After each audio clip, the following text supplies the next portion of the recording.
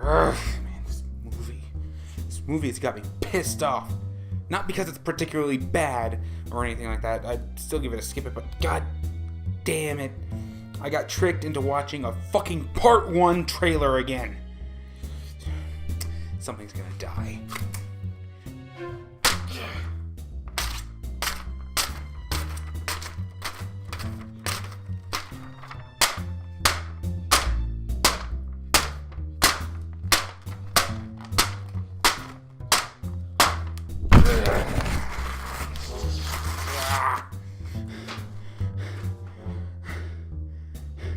Okay, I feel much better now.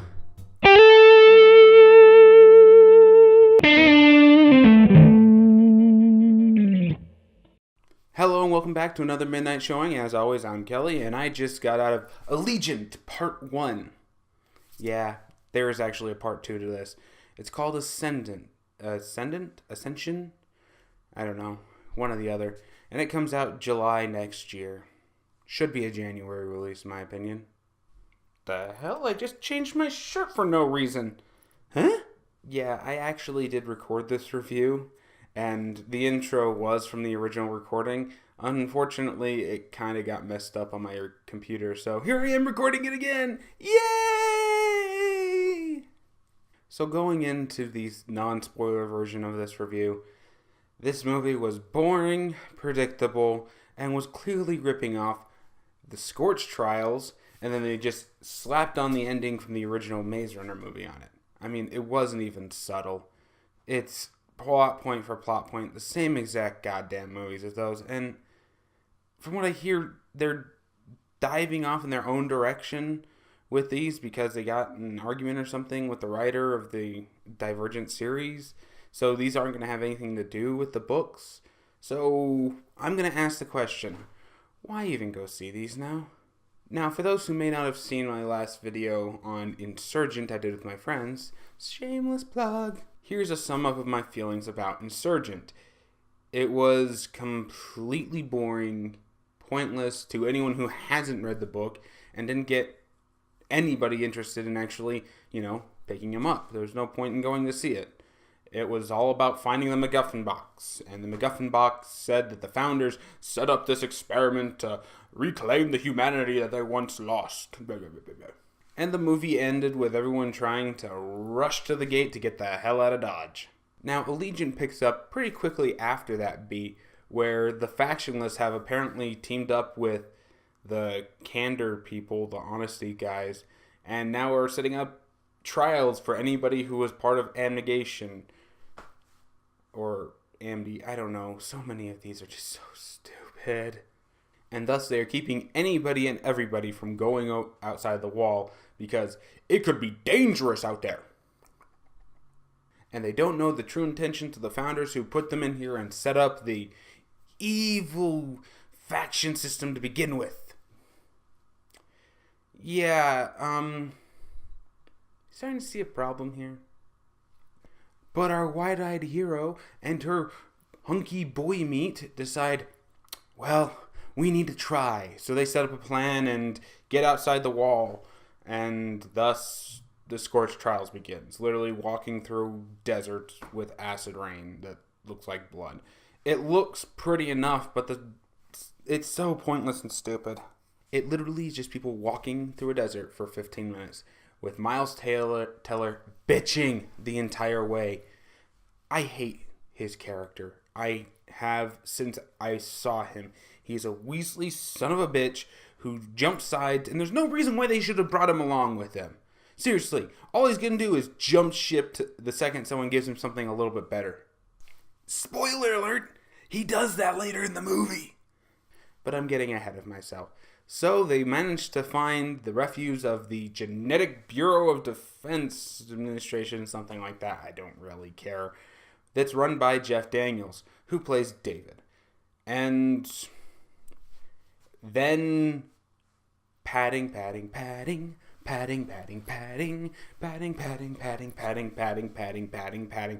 an hour and a half until they finally get to a point in the climax. Yay. It seriously is like watching a part 1 movie, even if they don't want to put that in the fucking title. It is so devoid of story. They just sit there and do things. No rhyme or reason to them. David's obviously evil, and we all know that. You would guess that just from the fucking trailers. And apparently it takes Trish for fucking ever to figure this out. Seriously, they give her stupid pills before they left? And you can see the big problem with the movie is that it just doesn't engage you at all. I don't remember people's names. I don't remember the exact Genetic Bureau of Defense Administration's name or whatever, because it's just, you might as well just rename them Evil Corp. It's so generic and stupid. We've seen this plot line done so many times before, especially in these stupid young adult movies. And frankly speaking, Divergent has always been just a discount Hunger Games to begin with.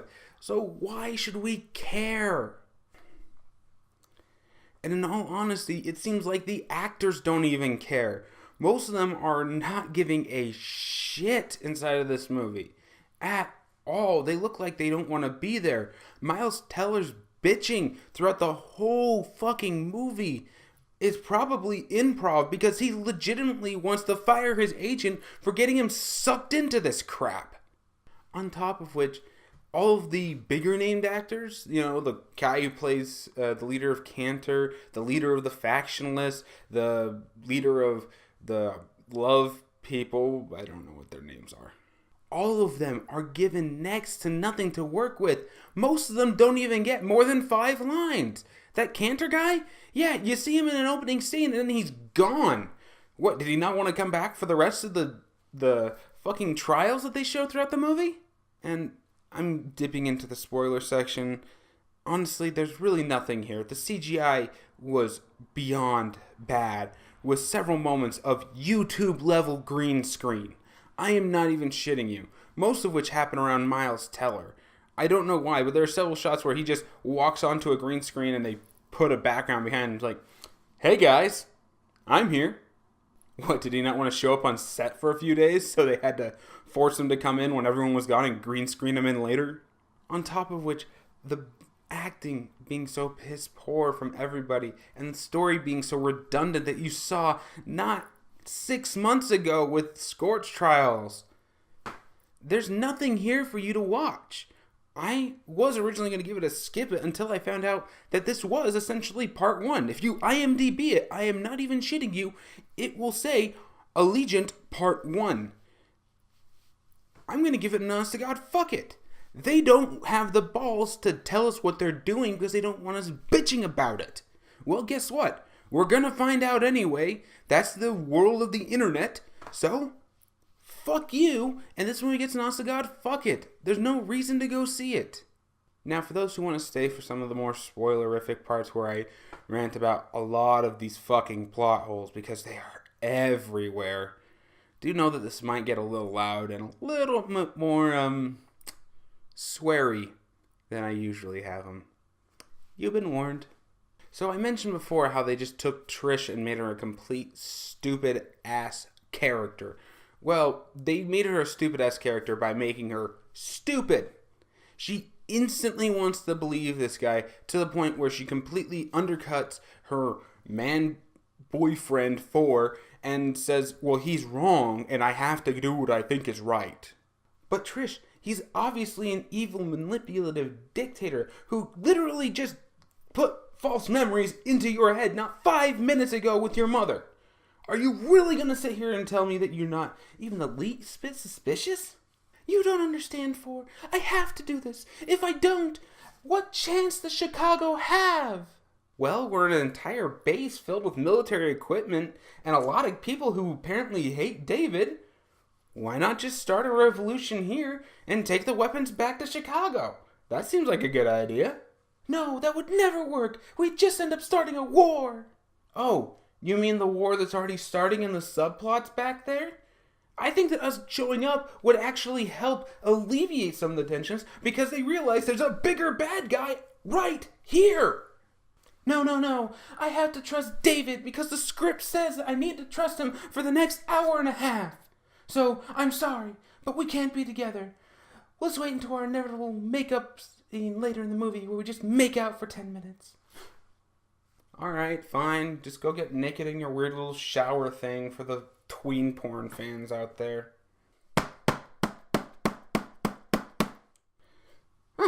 And let's get my hand.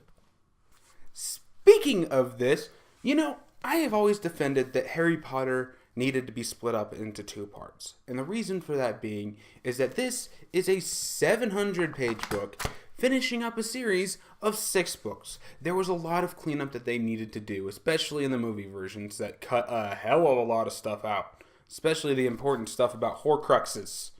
But to see these stupid 300-page pieces of crap split into 2 movies just so they can copy this little fucker just pisses me the fuck off, because we're not getting a full movie.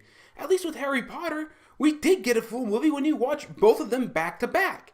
These other ones, they don't even give you that because they feel like they have a 6-act structure. Each movie's trying to be a 3-act structure, so when you watch them back to back, they feel like 2 movies. Or at least they try to, with how minuscule of a plot they give them. At least with this, you watch both sides back to back. The first one's the setup, and the last half is the climax. You watch them, and it's a full 5-hour movie. I would have preferred if they just released it like that. I'm good for sitting in a theater for 5 hours. Just give me a 30-minute intermission. But it gets even worse when the plot holes aren't just character related. They get fucking technical related. Like, take for example the aforementioned weapons and tech. They're highly advanced, and they use these drone things they control with one hand, and they can use a little eyepiece and monitor what the drones see while keeping an eye on their surroundings. They have some pretty cool functions, like creating weird CGI bubble thingies, where the characters are clearly just sitting on a spinning chair in a green screen room. I'm not even shitting you, it's clearly a spinning chair. But then they can also project force fields to block incoming fire. That's kind of cool. Keep one on your backside, have 2 for searches, and you can basically protect yourself from anybody. But later in the movie, when they finally do end up going back to Chicago to try to stop the evil David from launching a gas bomb that's going to wipe everyone's memories, they set up the shields in front of them to block the incoming fire, but then they can suddenly fire through their own shields to take out the guys who are right in front of them.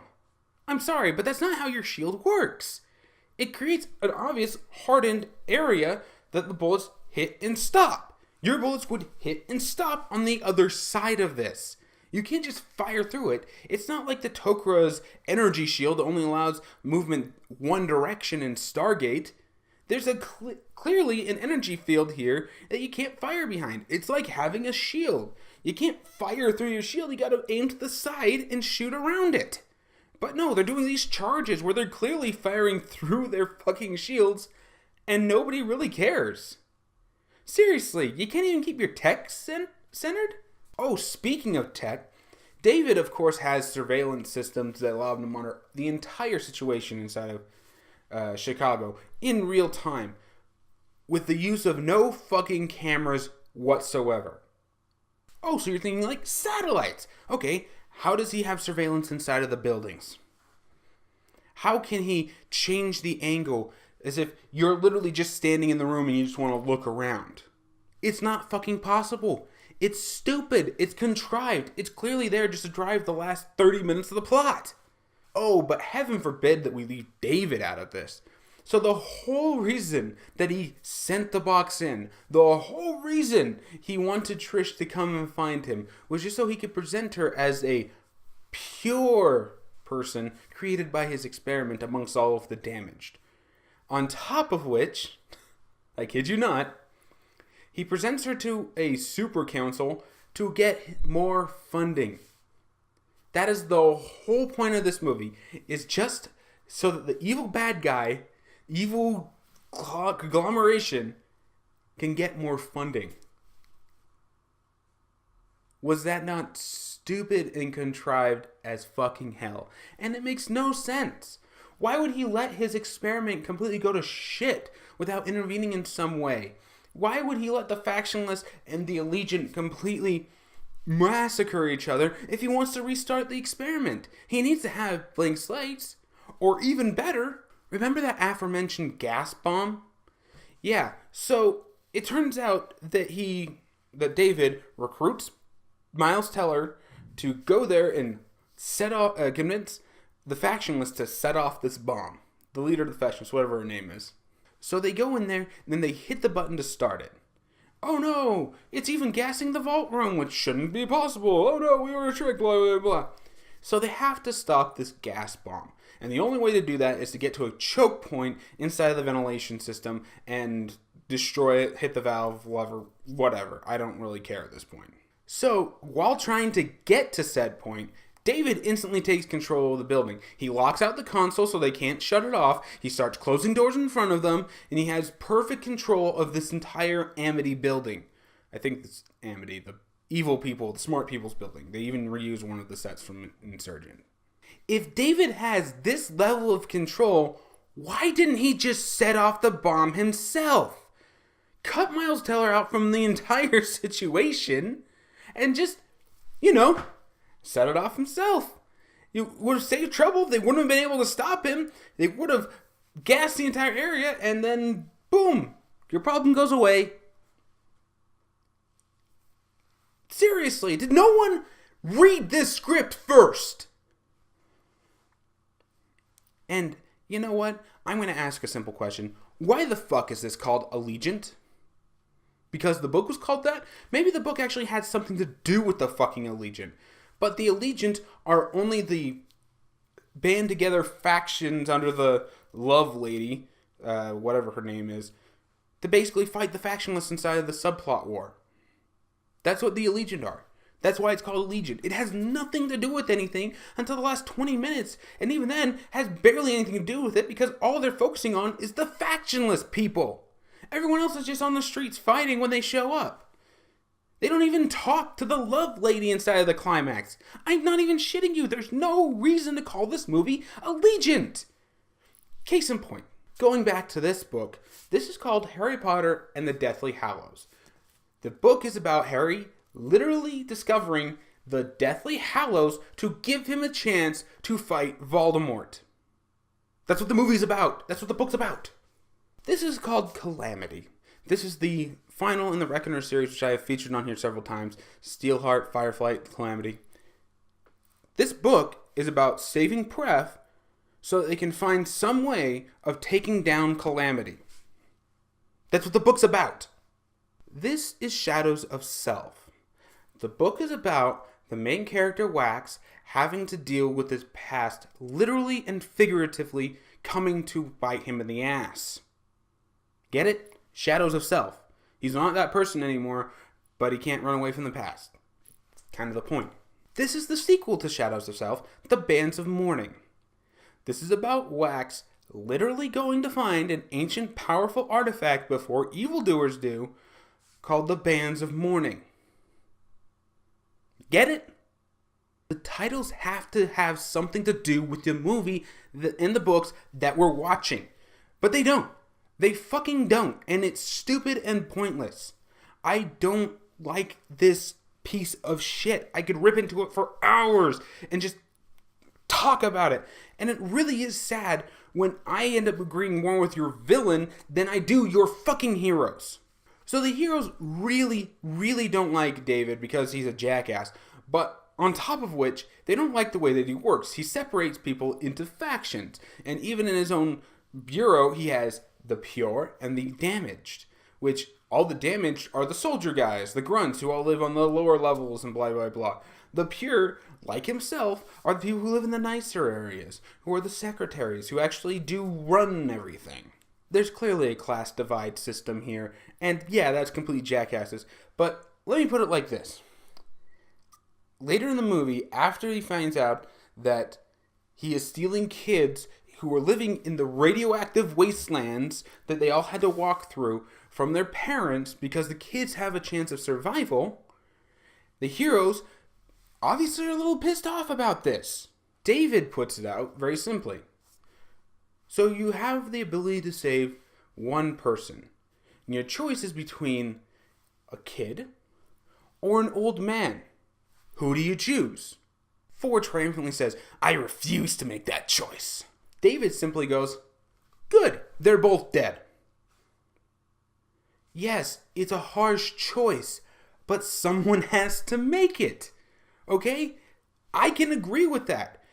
To find myself quoting London Has Fallen, yes, we've made some wrong decisions. But the greatest wrong decision that we can make is to decide to do nothing. Someone has to make choices. Yes, the system's not fair. It's not. And always work for a better system that is fair. But come on, guys. He literally created a bastion of non-irradiated crap that doesn't have blood rain from falling everywhere. I'm more inclined to put up with this jackass than have you guys just smash everything with a bat and call it good. And that really is the problem with the movie, is that I don't like the main characters anymore. They're stupid, they're pointless, and clearly watching a movie I've already seen before, and the bad guy makes more sense than you do. So yeah, my final verdict, this movie gets an honest to God, fuck it. It's stupid, pointless, and completely devoid of anything. It blows me out of it blows my fucking mind that 4 writers couldn't figure out that they were ripping off something that happened 6 months ago. So yeah, that's it for me. Have you seen Allegiant Part 1? Please tell me for the love of God that you did not. Tell me what you thought about it in the comments below, and maybe we'll get some healthy discussion going. And as always, if you liked what you see, be sure to hit the subscribe button, the like button, and to share this with your friends. Be sure to like me on Facebook, follow me on Twitch and Twitter, which I will be doing something on Twitch here in just a little while. I just had a lot on my plate with school and my sister getting married, so I just had a lot to do. But that'll be coming soon. And as always, I guess that's it for me, so I'll see you all next time.